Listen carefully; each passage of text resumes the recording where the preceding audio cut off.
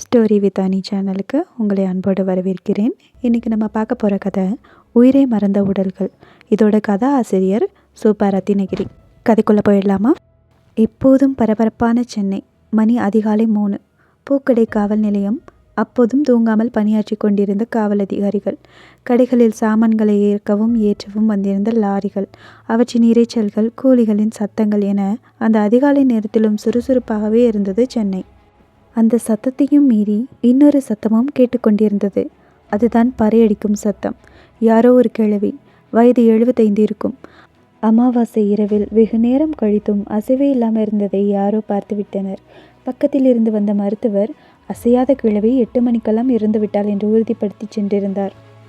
அவள் இறந்ததில் வந்த குஷியோ அல்லது உண்மையிலேயே வருத்தத்தை மறக்கத்தான் குடிப்பார்களோ? பெரும்பாலானோர் குடித்திருந்தனர். நடைமேடை வாழ்க்கைதான் போலும் அனைவருக்கும்.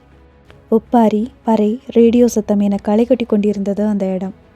அவளை ஒரு நாற்காலியில் இருத்தி தலையையும் 2 கால்களையும் நாற்காலியுடன் கட்டி அமர வைத்திருந்தனர். இறந்த பின் ஒரு உடலை என்னென்ன துன்பப்பட செய்ய வேண்டுமோ அத்தனையும் செய்கிறார்களே, பாவம் உயிரோடு இருந்திருந்தால்? அதிகாலை 4 மணிக்கு அப்போதுதான் வந்திருந்த செய்தித்தாளை வைத்துக்கொண்டு சுட சுட செய்திகளை பற்றி விமர்சித்து கொண்டிருந்தார் தலைமை காவலர் ராம். IPS அதிகாரி, மிடுக்கான தோற்றம், கூர்மையான பார்வை, எவரையும் நொடியில் அலசும் திறன், உடனடி முடிவெடுக்கும் சாதுரியம், இவர்தான் ராம்.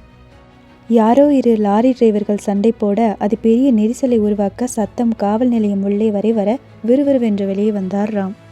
அவர் வந்த வேகத்தையும் கண்களில் கோபத்தையும் பார்த்த 2 டிரைவர்களுமே அலறியடித்து கொண்டு ஓட நெரிசல் கொஞ்சம் கொஞ்சமாக சரியாக ஆரம்பித்திருந்தது.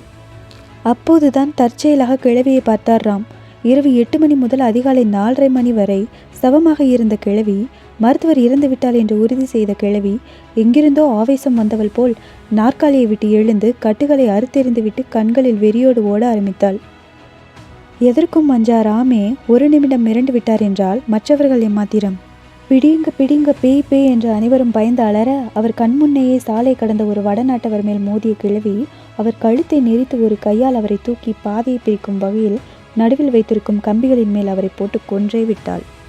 இவ்வளவு மிக கோரமான ஒரு கொலையை ராம் பார்த்ததே இல்லை, அதுவும் நேரில். கொஞ்சம் மறுவினாடி கிழவி அந்த இடத்திலேயே மீண்டும் செத்து விழுந்தாள்.